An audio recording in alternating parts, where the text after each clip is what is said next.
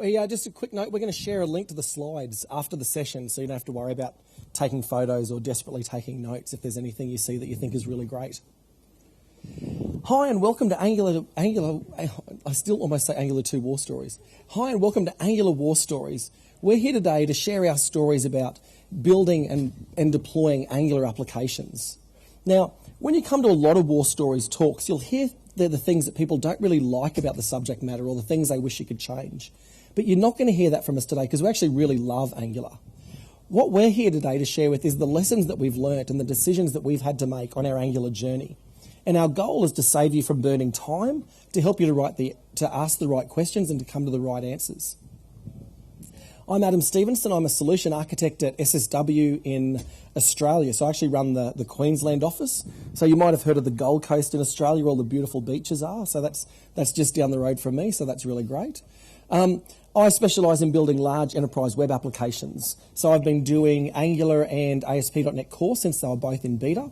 And I also run Fire Bootcamp, which is the training arm of SSW. Hi everyone, my name's Duncan. I worked with Adam in Brisbane, Australia at SSW. And I've been really lucky in the last few years to pretty much just live and breathe Angular. And I spend about half my time on client-site writing code in Teams and the other half traveling around and running workshops and other things or Pluralsight courses. And it's been really great in a selfish sense because I get to hang out with lots of trainers and other people and just talk shop all the time and get to learn lots of tips and tricks and best practices. So hopefully today we can share some of those tips and tricks from all of those conversations. Awesome. So now this isn't a 101 talk, but we are going to start off with what is Angular and why should you care? Then we'll talk about what to do if you've got a lot of Angular 1 code and you're thinking about migrating and what to do there. We're going to have a look at module loaders and build systems. We'll talk about Typescripts and IDEs. We'll look at CSS frameworks and widgets, and then where the rubber really meets the road is when we cover Observables, rxjs and Redux. And this is covering some of the more complex advanced topics around Angular and kind of getting you going with those. So what is Angular and why should you care? Before we jump to that, let's take a little walk down memory lane of putting JavaScript in the browser. So it all started with JavaScript from Netscape in '95 when Brendan Eich wrote it supposedly in 2 weeks, which is kind of crazy because it's taking over the world. And then in 2002 we got XHR requests, and this was really important because all of a sudden we didn't have to refresh the page to be able to get data. So our user experience got better. Then in 2006 we got jQuery, which was kind of important because it was the first time we started to see big names like Google and Microsoft and Apple decide not to rewrite their own and start sharing some libraries. And then in 2008, we got the Chrome browser and the V8 engine. People got more ambitious in the browser. We started to see crazy things like Google Maps, which at the time when it came out was pretty revolutionary. Then we got Node in 2009, which for us is really important as front-end developers because we got the Node package manager, which is the dominant package manager at the moment. Then we got Knockout in 2010, which has kind of been knocked out. And then we got AngularJS as well at the same time. And so this is kind of interesting that Angular is like 7 years old. So they've learnt a lot kind of as a team doing lots of work together. But AngularJS wasn't perfect. So we saw React come onto the scene from Facebook, and that got a lot of attention and is still a great framework and very popular. And we also got TypeScript in 2013 as well, which if you're a .NET developer like me, you'll be going, oh, well, it was cool in 2013 as well, but it wasn't really until last year when Google or Angular announced they'll be making Angular 2 in it that all the cool kids started to pay attention and they thought it only just came out. So we also got in 2016, as I mentioned, Angular 2 finally was released. And we also got ECMAScript 6, which was like the biggest upgrade to the language specification for JavaScript in a lot of years, and it was a pretty big deal. And then in 2017, this year, we got Angular 4. Which is pretty awesome. So Angular is now evergreen. So Angular 2 has been replaced by Angular 4, and just the same way that Chrome continually ships new versions and you're not always completely aware of what version it is, we're actually going to see a much more frequent release cadence in Angular. So we're going to see new versions coming out every 6 months. But the great thing is it doesn't mean there's going to be a lot of breaking changes. It's just going to be evergreen and continually updating. But you'll still hear us stuff up and say Angular 1 or 2 all for the rest of the talk. So we're all transitioning to just saying Angular. The Angular team says we should just call it Angular now. We shouldn't be calling it Angular 2 or Angular 4. But there's some bad habits that we're definitely ingrained in. So Angular is just a JavaScript framework, right? Well, it was. When the Angular team released AngularJS, they described it as a superheroic JavaScript framework. Its goal was to be the best of the best JavaScript frameworks. But Angular 2 has a much more lofty goal. They described it as one framework, mobile and desktop. So their goal wasn't just to be the best of the best JavaScript frameworks for building applications to run in web browsers. It's also designed to be the best way to build mobile applications that are going to run on iOS and Android, and to build desktop applications for Windows, Linux, and OS X. So it's pretty ambitious. What was the main problem with AngularJS? It was slow. If you were trying to build a really big, complex application, or you were trying to get your application to run on an underpowered Android device, you had lots of performance issues. And it was a real focus of the Angular team when they were building Angular 2. And Angular is now really fast. So we've got optimized code generation. So all of the HTML templates are compiled down into really highly optimized JavaScript. We've got universal for server-side rendering and SEO.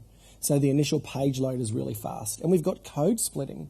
So now when you go to the first page of the application, it doesn't download all of the JavaScript for the whole application.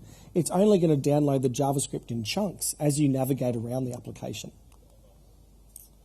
Now, the real reason that I love Angular the most is the productivity. You know, I am in charge of shipping features. I write code every day. I run a number of teams. And as consultants, you know, we're in charge of delivering value to the business. And my guys, they disagree on everything. They don't agree on laptops. They all like different mobiles. They like different operating systems. They all like different ORMs. But they actually, all of them really like Angular because it really helps us deliver value. So the component model is great. It makes composing your applications really easy. The template syntax is really simple but really powerful. We've got TypeScript, so now we've got strong typing for our JavaScript. And the Angular CLI makes it really easy to do a production build output. The other thing we like about Angular is that it's a complete framework. So out of the box, we get routing, testing, internationalization, animation, accessibility, and a production build tool. So that's all in the box with Angular, and all of those features keep getting upgraded as Angular progresses. The other big deal for us is that Angular is the most popular framework. What I'm having a look at here is a Google Trends graph showing keyword searches for front-end frameworks.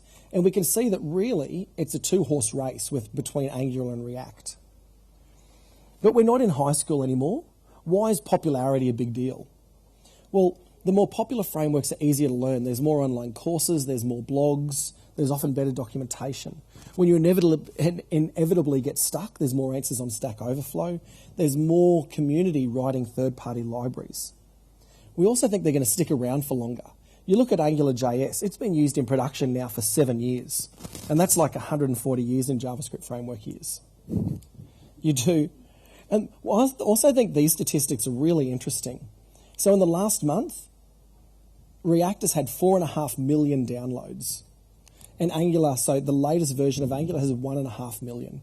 So really, this is just as far as popularity goes, it's really a two-horse race with Angular and React. So let's have a quick talk about this component model that Adam mentioned. We won't spend too long on this, but at the heart of the component model, you have a TypeScript class where you put your properties and methods. And on top of this, you put some metadata. And this metadata is what lets Angular know that this TypeScript class is actually an Angular component. But it's also responsible for gluing the component to the template. And you could call this thing a module, which basically means you can share this module with any file in your application so you can reuse this component. And if you have properties or methods on your component class that you want to share with your template, you can do that with Angular's property binding. And if you have events on the template that are raised, like button clicks, then you can listen for those with Angular's event binding.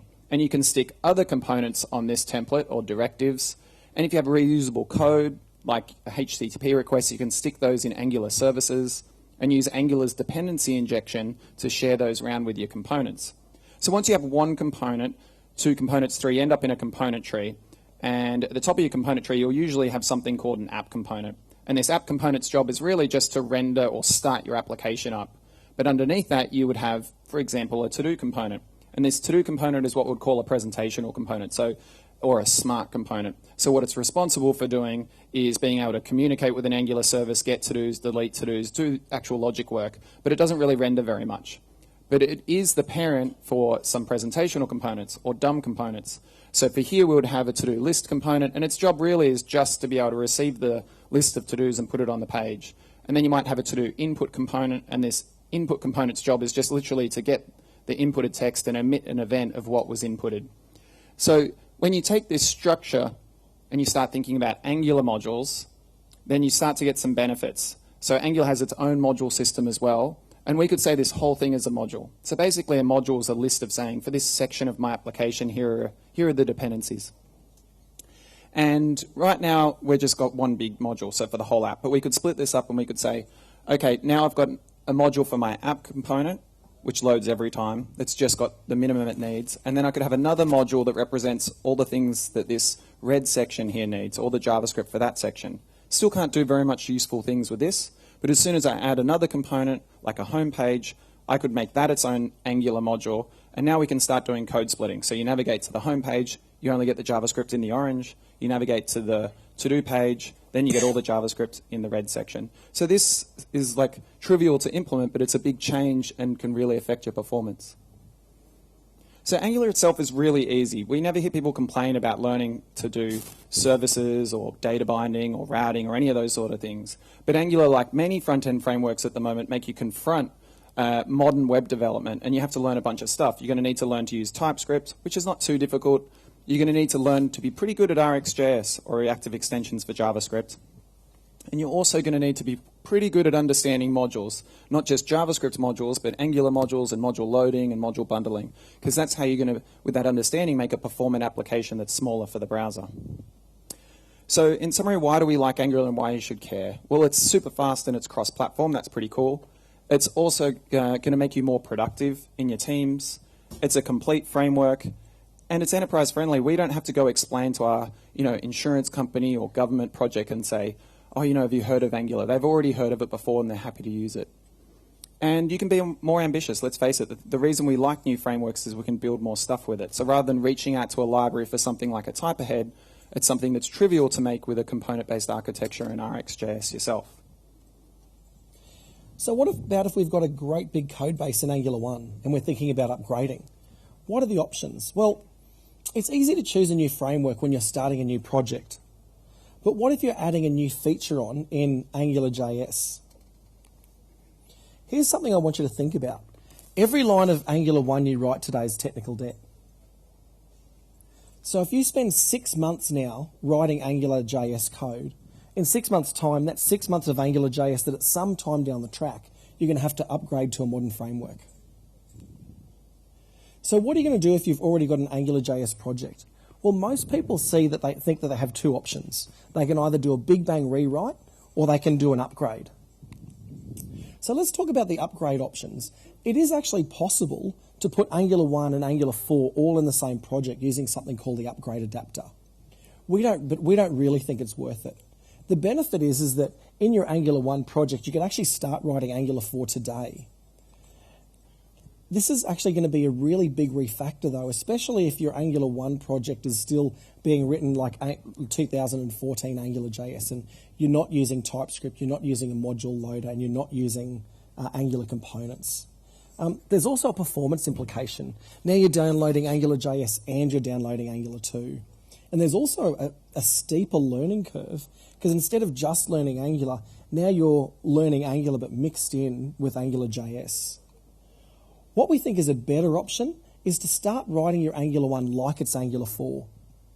Get TypeScript into your solution, get a module bundler into your solution, and start writing Angular 1.5 components. This is a much lower risk approach, and it means you start learning the Angular 4 concepts. It also means that down the track you've got a faster future path to a rewrite. The downside, of course, is at the end of the day, you're still writing an Angular 1 app. Now, hopefully there's some people here, or maybe there's some people here going, I love Angular, and I'm going to go and I'm going to talk the boss into letting me do a big bang rewrite. And what we're going to do is we're going to take our existing app and then we're going to start a new app and we're going to build the same functionality, but in this nice new shiny code. And the benefit, of course, of that is it's nice and fun and clean. We don't recommend that either because it's really high risk. At the same time that you're maintaining your existing system, you're fixing bugs in it, the business is demanding new features, be delivered soon, you're still working in this solution. At the same time, you're building a brand new greenfield project on the new technologies. It's really high risk. And at the end of the day, you're just recreating the problem. And the boss knows that in a couple of years, you'll be coming back and going, hey, we've got to do another big bang rewrite because now there's a newer, shinier technology. What we think is a much better approach is to start rewriting into smaller apps. So when the business comes to you and says, here's a new feature we'd like you to add, you abstract out the common parts, you abstract out authentication, you abstract out styling, and then you actually just create a new Angular application to deal with the new feature. So the benefit of this is it lets you start writing Angular 4 today. It's much easier to get approval to start working on the new technology because you're only asking for approval on a particular feature. And you're doing away with the perpetual cycle of having to do big bang rewrites. The downside is there's DevOps overhead. You do need to go through some complexity about abstracting out authentication, etc. But it can be reasonably easy. We've got a project that's a very big AngularJS project where it's sitting on top of ASP.NET views. And to be able to put Angular 2 in that project, all we did was create a new Angular 2 view, ASP.NET view, and we've got the Angular 2 sitting on that. So as you change between the features, you change it between Angular 1 and 2, and that was an easy way to get up and going. It's actually been an interesting experience for me. I got to write 3 applications for a customer, smaller applications, all styled to look the same. So they were separate, they were deployed separately, and the company bought themselves a big chunk of headache having to separate their auth service. But when the user used it, it just looked like one application. So it was quite an interesting experience because we were on the table and we were like, okay, what are we going to do? We're going to write another Angular 1 app or a 2 app on the next thing, but we don't really need to have to worry about what all the other stuff is because that AngularJS code is actually fine. It's only like a year old. So rewriting all that would be a total pain. So they're in this unique position where they can just make another small app and then they can just start that in whatever they want. It could be 2 or 4 or React or whatever. So it was a really interesting experience to be in that position, not to be having to worry about migrating and so forth. And it's always what we look for first is to not come back over our other code to see if we can split off into something else. Definitely. So in summary, when you're thinking about should I be upgrading or rewriting, it's really important to focus on the fact that your AngularJS is technical debt and it's more effort to migrate slowly, but it's a lot safer. And that ideally what you'd consider doing is rewriting into smaller front-end applications. All right, let's have a chat about module loaders and bundlers and build systems and all of that sort of stuff. The problem with AngularJS it was pretty slow. And that's because you had to load the entire thing in the browser. There was a few edge cases you could get around that, but not many people were doing it. And to get around this deal of having huge downloads, we wrote our own build systems. And they were time-consuming to fix and keep up to date to try and crush down the size of what we sent to the browser. But at the end, we still had slow apps. It wasn't uncommon for an app to have 10 kind of graphs on the front in a dashboard and 10 HTTP requests for each of them, and the thing would take 5 seconds to load. So it was a challenge for us, and it was a pain. And JavaScript used to be really simple back then as well. Things weren't too bad. Sometimes we didn't need a build system. And in AngularJS, the simplest way to get started was just to do this. You could have an angular.js file and index.html page, and that's all you would need to start writing, version 1. Now, this is the easiest way to get started writing Angular version 2 or 4 using the Angular CLI. So this is 24,000 files as of today. What? It's a lot of files. And it's 200 megabytes. So of course you can't send 24,000 files down into the browser. You're going to have a build tool, and that's kind of the point we're making here. Is you've got to go through a journey to understand some of this stuff, to have a way to process what you need out of those 24,000 files. Take the bits of JavaScript you want, put them in your own 4 or 5 JavaScript files, and send that down to the browser. And this is where modules help, and we've got both JavaScript and Angular modules. So with the JavaScript modules, it would look something like this, where we're going to put this export word in front of the function and say we're exporting this function, and this function really just adds 2 values. And then we can import it into something like a calculator.ts file, and then we can use that sum function from the math file. So with this, if you've got all these import statements at the top of every file, you know exactly what each file needs. But the problem with Angular was there were so many little bits that if we had to put import statements only at the top of the page, we might end up with 20 import in every page for every Angular ngIf or ngFor and all these little bits. So Angular, for this reason and other reasons, then came up with their own module system, which at first I went, oh, this is not good. We've got modules in JavaScript, but it does allow us to do some advanced things. So now between this module system, which basically says for a section of code, here is kind of like some more global dependencies, and these JavaScript imports, then we can make a dependency graph. So we can say, okay, I've got this JavaScript file and this TypeScript file and some other TypeScript files and a Sass file, and this file needs that file. And we end up knowing everything every file needs before we go to the browser. And we can pass that to a module bundler like Webpack, and Webpack has the smarts to go through and read this all and know everything you need. And then you go, great, make me just one bundle, a main bundle of all my code. But you can get much smarter than this, and you can say, make me a vendor bundle for all the third-party JavaScript. And then you can get smarter again, and you can say, okay, let's lazy load some bundles. Let's separate out like our to-do feature from before into its own JavaScript bundle before we go to the browser. So this is great, and we can start doing a bunch of stuff. But we've got another challenge in Angular, besides having to have a build system, is that templates are currently compiled in the browser. And in particular in AngularJS, that's all you can do.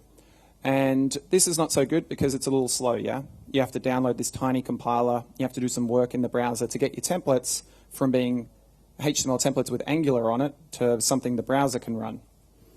And this is what we would call JIT, or just-in-time compilation in the browser. But now we've got this AOT thing with Angular, and it's a pretty cool thing, or ahead-of-time compilation. So rather than what we did in AngularJS or version 1, where we'd get this template in the browser or the HTML and would parse it in the browser, you couldn't do it elsewhere, and then we'd make some DOM, and then we'd have executable JavaScript. What we do is we can now grab that offline, this HTML template. We can parse it with Node on your machine or in your CI process, and then we can make an AST tree or an abstract syntax tree, and then we can make executable JavaScript before we even think about going to the browser. So this is great for performance, and we can just hand that source code to the browser and then run it. So this is one of the big performance improvements we've gotten and other people have gotten using Angular, which is great. But there's more to it. You know, you've got AOT, and then you've got inlining modules, then you've got tree shaking, then you've got minification and a few other things. So it's starting to get much more complex to try and roll your own build system. So what Duncan's saying is that now when we do our build, we need to copy fonts, compress images, link our TypeScript, compile our lesson Sass, compile our TypeScript, do minification, do bundling, run our unit tests and end-to-end tests. And now we've got to run the AOT compilation, do tree shaking, and build separate bundles. Wow, that's a lot of work. So it's getting really complicated and time-consuming to roll your own build process. Now, we used to be build tool warriors. I was really proud of the fact that when Angular first came out, I wrote this awesome 700-line gulp script that went through and did all of those tasks. Okay, it was a lot of work, but you know that's what it took. But then we ran up against a problem, and we realised, oh, there's this Node modules folder, and that's got 46,000 files in it, and that's fine to copy across to our test server. But obviously, when we go to our build server, our production server, we can't do that. So what we ended up with was a file that said, go and take these files out of Node modules when we're pushing to production and use those. But as the app got more and more complex, we found that that just wasn't realistic. And that led us to our first epiphany. You need to understand module loading. Okay, so you can't just go and get angular.min.js and stick it on the index.html page anymore. Because that JavaScript file is going to depend on 10 other files, and those 10 files are going to depend on another 10 files. Okay, so there's a lot of complexity there. You can't manage this by yourself. What we realize that you need is that your process really needs a module bundler. Okay, so what we did is we went and got the system.js builder and put that into our gulp file. And what the module bundler does is it understands your whole dependency graph. So it can traverse your dependency graph, work out what needs to get bundled, and bundled it down for you. So I included the system.js builder on my gulp script, and that was great. That solved that problem for me. So gulp is a great build system, but I still had this 700 to 1,000 line gulp file that I was maintaining. And when people were telling me I should check out other things. So we checked out Webpack, which is a really powerful module bundler, but you're still going along and configuring it a lot yourself. And then we also checked out the Angular CLI, which is a command line tool from the Angular team that lets you do code generation and is also a production build tool. So there used to be a lot of discussion when we started doing Angular about which of these was the right choice. And as I've said, Gulp's a lot more work, and it's not really the right choice for packaging up your web application. Now, Webpack's really powerful. It's got advanced module bundling. It's the most popular module bundler. It does tree shaking, and it's got really extensive plugin support. Okay, but it's really a bit of a specialty. So what we find on teams that are using Webpack is there tends to be one guy on the team, and he's the guy who goes and learns all about Webpack and is in charge of the build, and he's the guy who goes and manages all of that for the team. Are there any Webpack guys in the audience? A few? Okay, cool. Well, look, it's not the most glorious job in the world, but you guys are still heaps cooler than the Crystal Reports guys. The downside of Webpack is that you've got to have a Webpack guy. Now, the Angular CLI is a command line interface that does code generation and is a production build tool. So it uses Webpack under the covers. You can use it to create your application. It does code generation. It's the production build tool, which is a really big deal. I went from having to write, a couple of days to write a 700, 800 line Gulp file to now a single command line that does everything I was doing before and much more and better than I was doing it. It also follows the style guide. So the Angular style guide is the best practices style guide, and it's developed in lockstep with the CLI. So the CLI always reflects those best practices. And it also wires up out of the box unit test and end-to-end testing.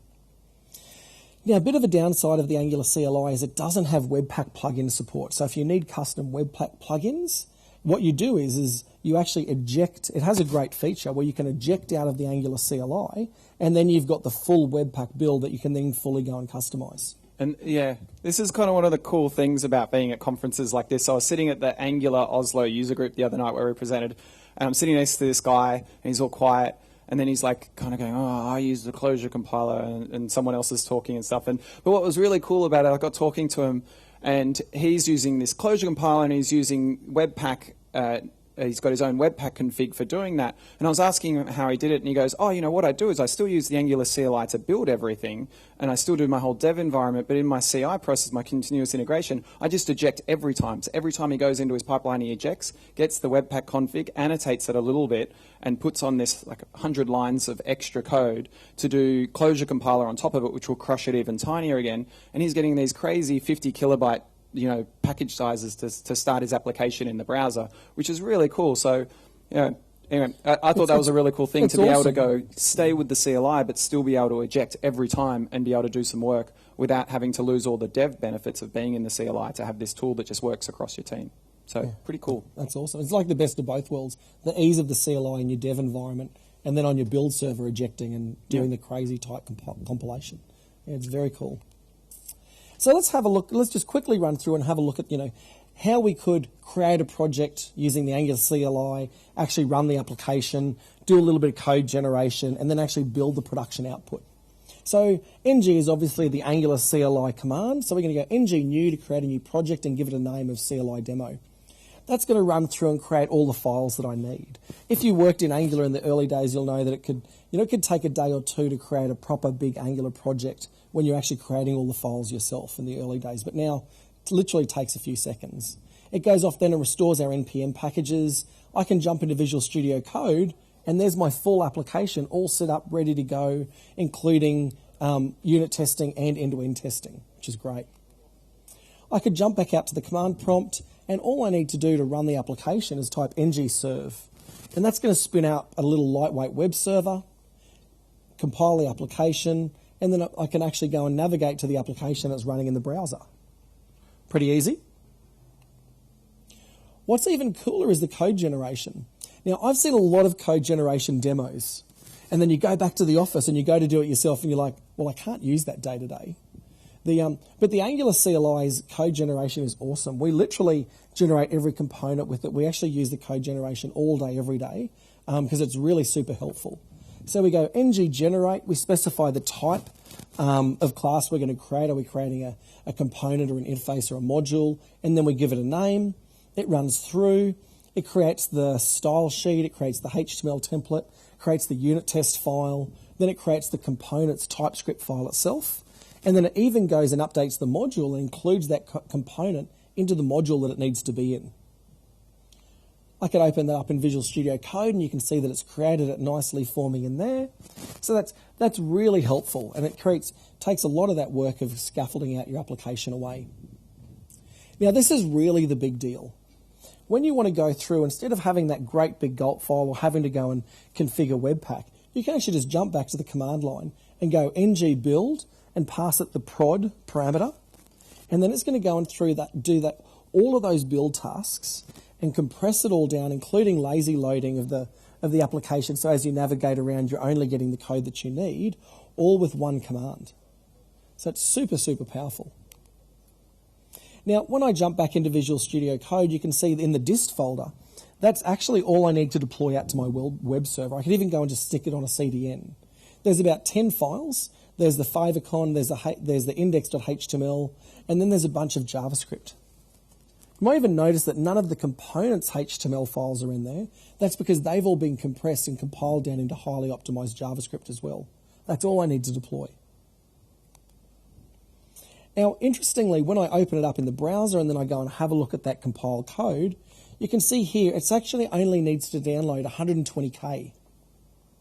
So just with the out-of-the-box compiler, that's still pretty tight, especially when you consider that jQuery just by itself was 256K. And as Duncan said, you can go to the Clojure compiler, which will compress it down again, and it goes crazy, like to 50 or 60K. So we used to get this question all the time, is the Angular CLI ready? And it's not really a question anymore. It used to be a bit of a debate about which one to use. And we tell everyone now, the Angular CLI is the right place to start for you. 95% of our projects are on the Angular CLI. And then if you go down the track and we find that you need advanced Webpack capabilities, then you can eject from the Angular CLI and then start using Webpack. So in summary, we think everyone should get started using the Angular CLI and then go and get a Webpack guy and start using Webpack builds if you really need it. Cool. So let's talk, in terms of war stories, you wouldn't think some of these things would be a pain, like IDEs and TypeScript, but some of these things have been a pain over the last year or so for us.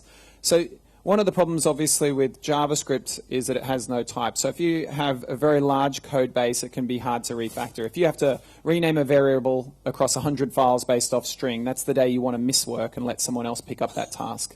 And JavaScript doesn't have any checking. So this is where TypeScript can really help us. And being able to change that variable across 100 files becomes trivial. So it becomes a lot less risky to refactor our JavaScript. So where I'm getting at here is you've got a choice on what you use. You could use TypeScript, which is the default language if you're going to write any Angular applications. But there are choices. You could be also using ES6 or the latest version of JavaScript, or you could use Dart. But I still haven't met anybody to this day who uses Dart unless they work at Google. So let's just stick to the first two here.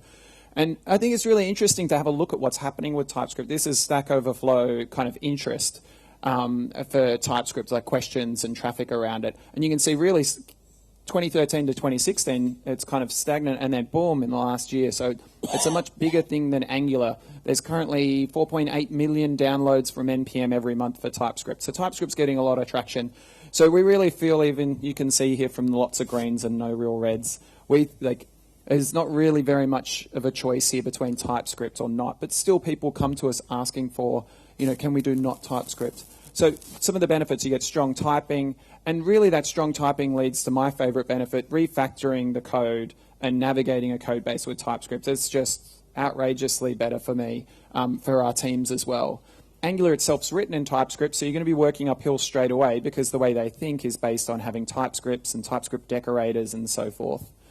And everything's in TypeScript, all the third-party libraries, all the docs, any of the Stack Overflow questions, everything's there. So really, if you don't want to do TypeScript, theoretically you can. I've only ever heard one third-party story of somebody doing it. I've never met anybody yet. And you probably can, but the thing will be you're going to have to allocate more resources for it. It's probably going to cost you longer time. So it's doable, but you just got to take that into account. So why would you not want to use it? Well, I guess maybe, if you've got a team that's really strong in JavaScript, you've also got other frameworks like React, and you want to keep everything in JavaScript. That might be a reason you want to do that. Okay. So let's talk about editors, because this has been a pain for us. We're a .NET shop. We use a lot of Visual Studio. Currently, we're using 2017, and it's been a pain, and for some of our customers as well. So there's really 4 choices. Atom's one choice. It's very popular, very nice, lightweight. It's got good TypeScript support. Then you got Visual Studio proper. Like I said, we're currently at 2017 with that, and it's arguably the best IDE for C#. But what we've found for it is that there's a bunch of extra config to get Angular working in there, and you end up fighting, you know, all the latest features for the TypeScript compiler and Visual Studio not being up to date with it. And then the next hurdle you have with it is that you're running what is really just a folder with files in it, which is your Angular code, inside of what is like something that's designed to really have more like a project or a solution in there. And I'm not saying you can't, I'm just saying there's all this extra overhead, and we've had teams bust their head against the wall for a fair bit being mandated to use Visual Studio.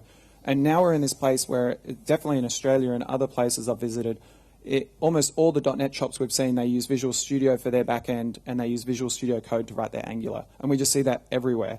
Because Visual Studio Code, which is a lightweight editor from Microsoft, it has incredible TypeScript support, and it has incredible tooling for Angular, and it's fast and lightweight. So you can get HTML IntelliSense in your templates for Angular with extensions that mean you get code completion in the HTML, which is pretty hectic. It's great to have that coming to HTML.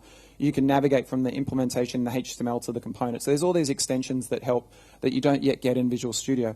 But I should mention there is a ASP.NET Core SPA templates, which are popular as well. So Microsoft have some open source community projects where they will set up and scaffold out an Angular project like the CLI will for you in Visual Studio bound to ASP.NET Core, and it's got some advanced server-side rendering and a bunch of other stuff. And really, for me, they're the only 2 things that I would probably consider in the market at the moment for making an Angular project from scratch is these SPA templates or the CLI. But we tend to still stay with the CLI because it's made by Google. And also, unless we need server-side rendering, we usually don't want to tie our backends and front ends together.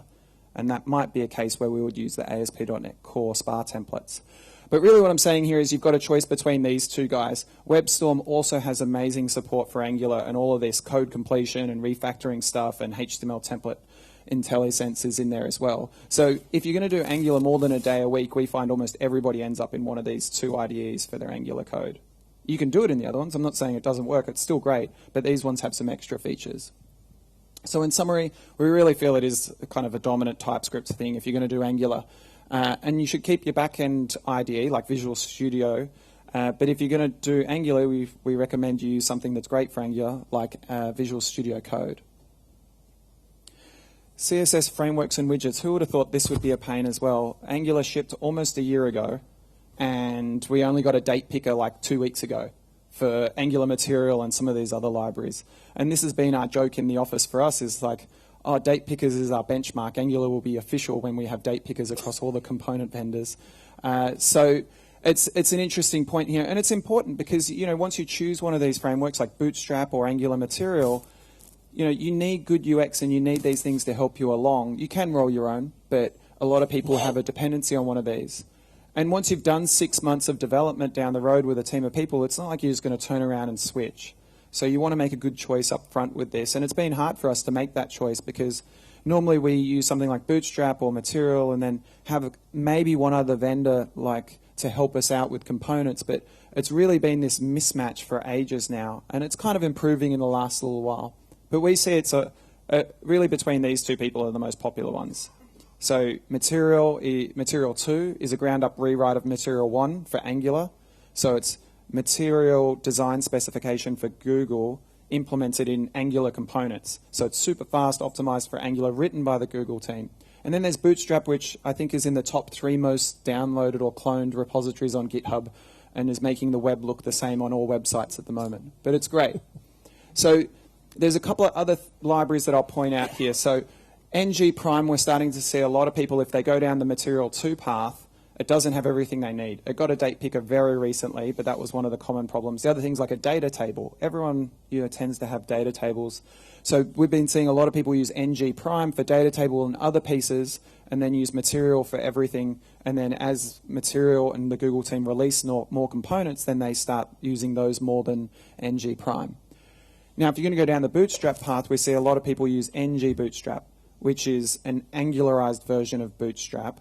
And these guys were the dominant ones for AngularJS, the first version, and they're pretty much the dominant ones for the next version. So these are kind of the main libraries we're seeing a lot of people use and we're using.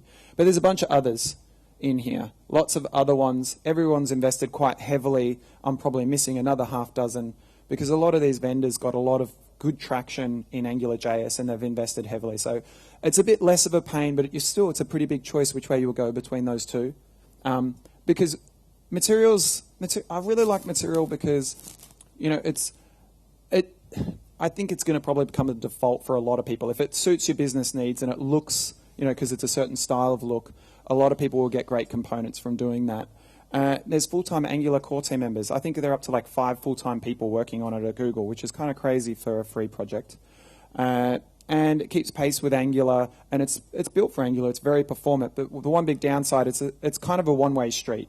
You know, it's not going to work very well with CSS clashes between Bootstrap and Angular Material, so you tend to be going one or the other.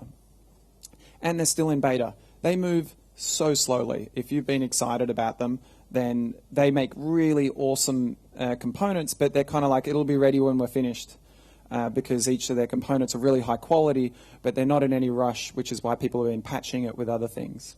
Bootstrap, awesome, well proven, lots of people use it. There's a truck ton of third-party providers who have Angular versions and Bootstrap. And there's even a whole bunch of libraries that aren't Angular versions that have a dependency on jQuery, which can be quite good, like date pickers and other sorts of things. But it doesn't work with Material, and you might end up with a dependency on jQuery. And some people think, oh my God, jQuery is the devil. If you program with jQuery these days, you don't know how to program on the front end. And I think that used to be a problem for AngularJS, but really, you know, at this stage, most people don't select the DOM with their jQuery. It's more for third-party libraries. And really it comes down to whether or not you want to pay the cost to put that jQuery in the browser. And if you don't have to pay for it, then don't use jQuery, which is the best outcome. But there's some great tools that still use it. Okay. So in summary, we think you should be using Material too, and we think if it fits the look you want, and you should patch it, the things that are missing from it that are coming, like a data table with third-party vendors. Cool. Observables. The fun part. Observables, rxjs, and Redux. So this is the area where, with the steepest learning curve, this is where teams coming to Angular kind of hit a little bit of a stumbling block, and they start finding things a little bit difficult. So programming with the web can sometimes feel a little like this. You know, the web is inherently asynchronous. You might have a button on your user interface that calls a service, and the user comes along and they bash the button a heap of times. It sends off a whole heap of HTTP requests asynchronously. You don't know how long each of those HTTP requests is going to take to return. You don't even know what order they're going to return in. So modern web apps are composed of asynchronous requests, but your async code can often seem hard to write, hard to refactor, and hard to debug. Now, we have something to help. It's called rxjs.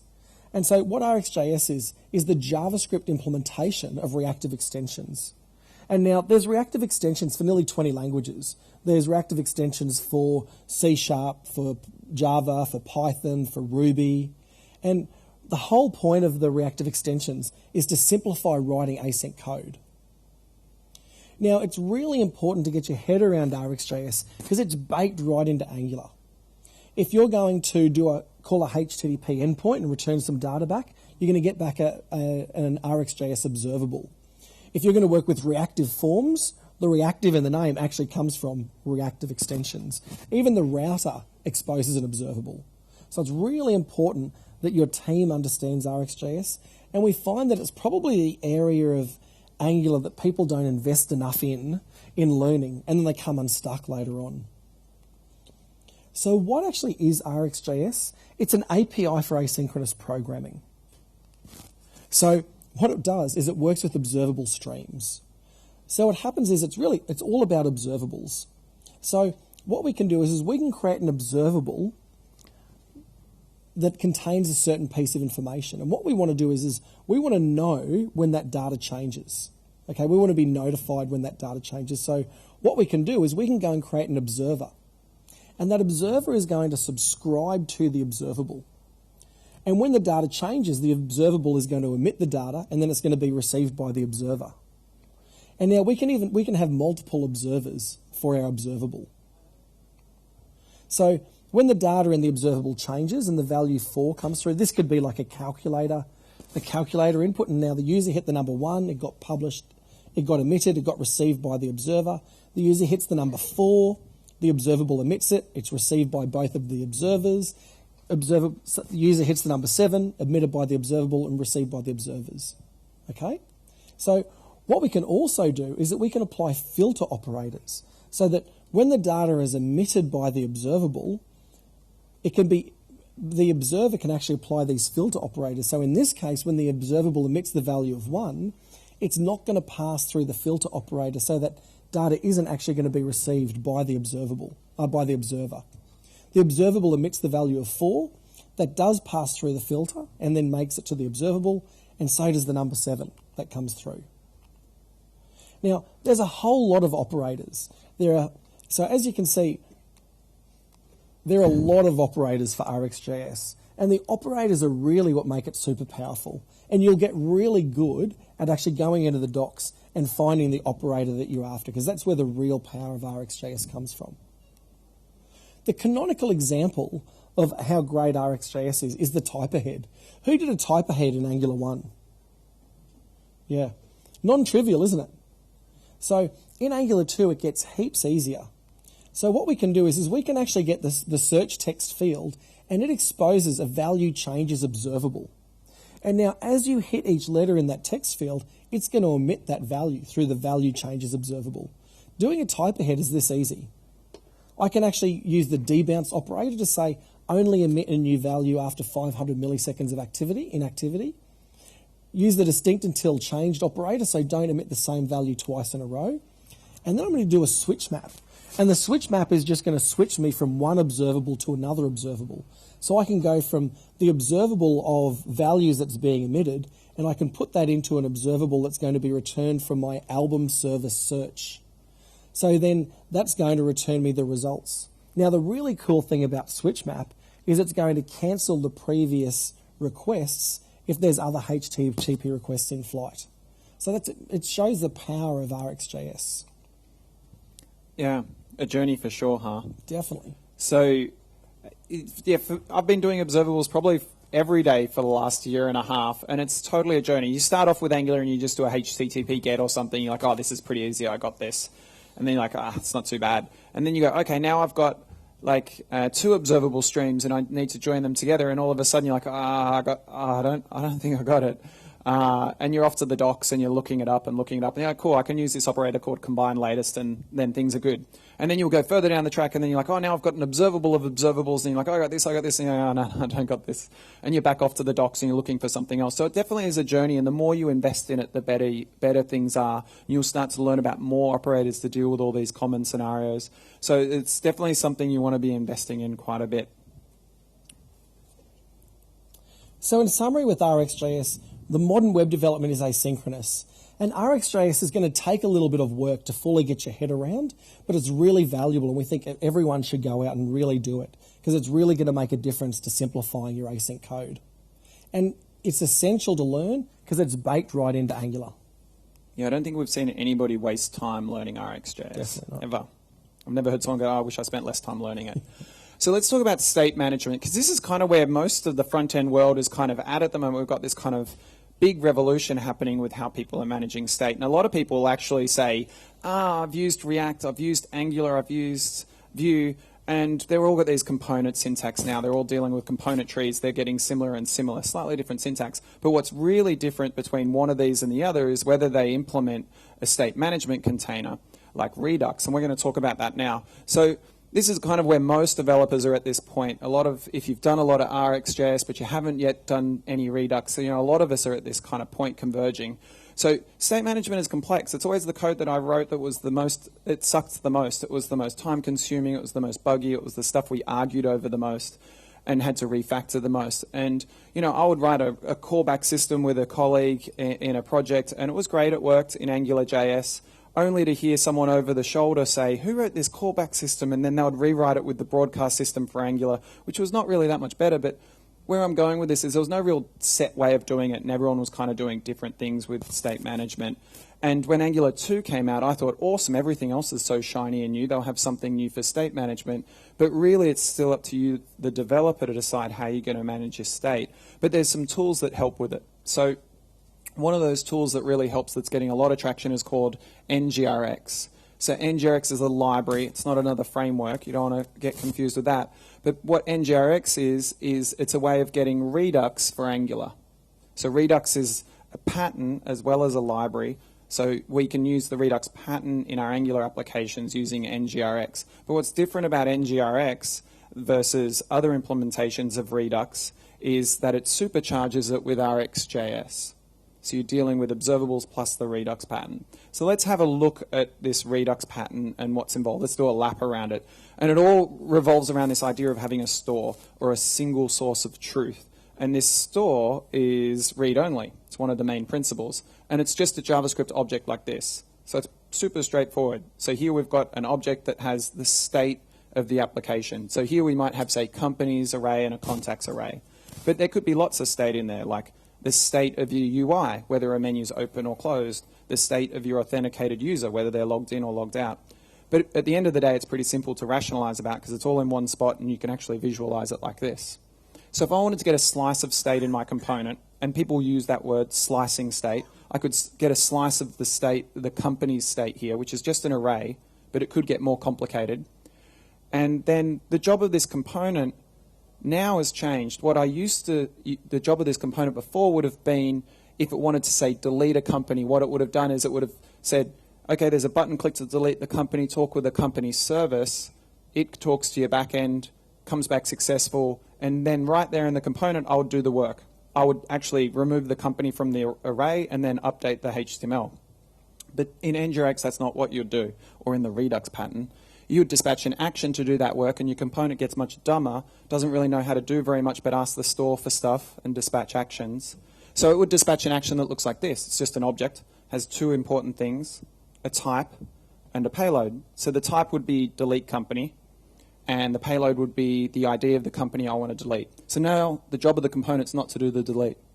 And who's listening for this delete? Well, this is the job of a reducer. So the reducers are special functions. They're the only place you should be changing state.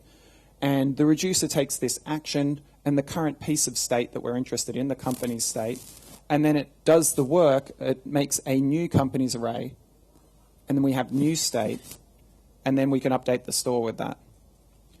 And then we now have just a single company in our array. But I've kind of lied to you here. This is kind of what I shouldn't have done, because I'm breaking one of the principles of Redux, because these reducers are meant to be pure functions. So pure function being that for the arguments you pass in, you're always expecting to be returned the same value. So if in the middle of this pure function I do a HTTP delete, and delete, I don't know what the heck's going to come back from that delete. That could be potentially a side effect. So I couldn't say that it's a pure function. I wouldn't be following the pattern. So there's another library for this we're seeing everybody use called effects. So let's do another lap here. Let's start again. So let's start with the store, just the JavaScript object. We've got two companies again. I can get that state of that in the component. The component dispatches an action, same action, delete company with the ID. But now there's two people listening. Rather than just the reducer listening here, you've also got an effect. So you get that from a library called ngrx effects. They've got a suite of different things in their toolkit. And this effect basically handles the side effect of deleting the company. So that's what they're for, side effects. So I can inject the company service, the effect will do the delete. If it's successful, it dispatches another action. So that action would be delete company success. Now, if it failed, then I'll dispatch an action that would be delete company error or delete company failure or something like that. But let's stick with the success for now. So now I would close out the loop. I would take that action and the current state, I'd make new state and then update the store. So you end up with this one-way data flow. So things get much easier to rationalize about and think there's a bunch of benefits from it. Okay, one of the benefits is the tooling and the ecosystem around it. So this is the application we write in our 2-day workshops here over the last couple of days with our students. And we write this simple CRM app, and we've got an ngrx implementation. And we could open the dev tools. So this is a Chrome extension that gives you dev tools. This is one of the benefits of following the pattern. And you can see here all of the actions circled in red on the bottom that have been dispatched since this application started. So here you've got initialize the store, and then even routes. We even put our routes as dispatched actions. So we've got this event log of everything that's happened. And then you've got this add companies action that's dispatched. And then you actually can see visually exactly the state of your application. We don't have companies or contact. We only have companies here. We don't have contacts and products and other things because it's only this piece at the moment. But I can start to do some cool stuff. I could hit delete here and delete a company. That would dispatch an action. And I can see all this and I can debug it. And then I can see the updated state. And what's really cool, I can hit the play button down here at the bottom, and it becomes trivial to implement things like undo and redo logic or offline storage sort of logic, because everything, all the state is in this history here. So if I push that play and we reset the state at the top here to have a no companies, just the initial action, and then we could step forward, and now add companies is called, and we've got our companies, then delete companies is called, and now we have our deleted company. And you can just go back and forth through this state anytime you want. So this has really changed the way we do a bunch of stuff, in particular debugging. Traditionally 100% of my debugging strategy is console logging and breakpoints. And now probably 50% of my debugging strategy is to have this open on the side, and I still set breakpoints and console log, but about half the time. But you can do a bunch of cool things with it, so it's pretty good. But we're kind of painting a really rosy picture here of ngrx. It definitely comes with a parental warning. It's not for every project. You really want to be able to know the pros and cons and know when it's right for which project. So what are the great things about it? It simplifies complex apps. And I think there's a really good kind of community quote going around that says, ngrx is not good for making simple apps fast. What it's good for is making complex apps more simple. So that gives you a big kind of hindsight there of why it's good. But centralized state makes everything easier. Better tooling, we saw some of the tooling. Better ecosystem, there's lots of, just at the moment we're starting to see a lot of plugins come from the React community, and this ngrx library is starting to get better at being able to share some of these things. So these dev tools you saw actually come from the React community. So hopefully we'll start to see heaps more better tooling, but there's a lot of tooling to be able to do things like optimistic updates. So if you do a delete, you can delete it in the UI, then hit the server. If it stuffs up, then just undo the UI because it's trivial. So you get some really cool features. You get much better performance. So this encourages a pattern of that container presentation or component pattern. And you can turn on something called change detection on push. So in your metadata for your component, you say change detection on push. And what that says to Angular, it says, don't mark all the child components of this component for change detection unless something goes through its inputs and outputs. So in that sense, you might have big chunks of your component tree that Angular won't check every time change detection runs. So change detection starts at the top, and it goes dum, dum, dum, dum, dum, dum, down the component tree. And if it hits that component, it might say, oh, it's not marked for being checked, I won't check it, so things can get more performant. And this has been one of the drivers for some of our projects to take on ngrx and better patterns, is to get this performance when they've loaded, say, 150 components on a 34-inch monitor. Much easier to test. Pure functions, only place you change place stuff. I love this, it's one of my favorites. Writing tests in Angular is annoying because the first thing you do is you mock the router, then you mock all the services you're injecting into your component, and you mock some other stuff, and you end up with at least 100 lines just to start your tests. But these pure functions are the things you really want to test because that's the only place you change things. And all you need to do is go, I have a function that takes 2 arguments and I have a value that comes out of it and not much to mock. So these tests become trivial to write. And developers also go, I see the value in this test because this function is really important. It's performing these really critical things like updates and deletes and so forth. When's it bad? Okay, it's super unnecessary complexity for smaller apps. If you only have 10 routes or views and there's just basic CRUD operations, show me the list, show me the delete, not so valuable. A lot of boilerplate. Learning curve. New devs come onto your team, there's a cost. They've got to get up to speed and understand this new pattern. And it's not so much understanding it, it's more just the fact that it's such a different way of programming. It takes a bit of time to sink in. And the boilerplate. Oh my God, there's so much boilerplate.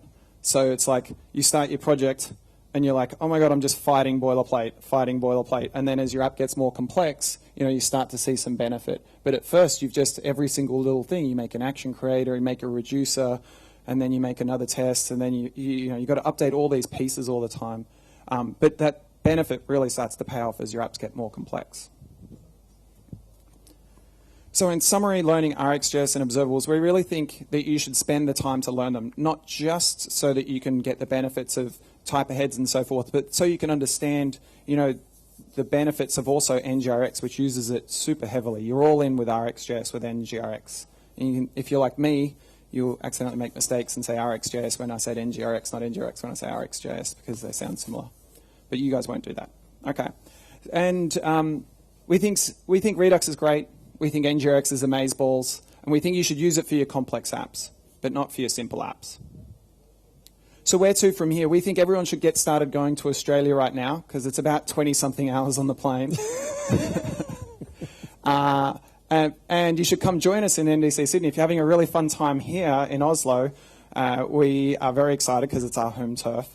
We run lots of workshops. We ran some in Copenhagen for NDC and London, and also Sydney this year we'll run some, and we just ran some here. So we reckon you should get started now, and we should all be back in Australia in a month if we start now. Oh, what's that? It's my favourite colour. Did you say green? I said green. No, he didn't say green. Or elephants. Yeah, green. elephants. No, just all jokes aside, don't forget to vote on your way out. So what have we had a look at today? We talked about what is Angular, and we said, looked at why we like using Angular, and we talked about the fact that rxjs and modules do have a bit of a learning curve.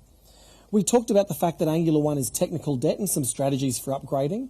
We looked at module loaders and build systems and really recommended using the Angular CLI unless you need a Webpack guy.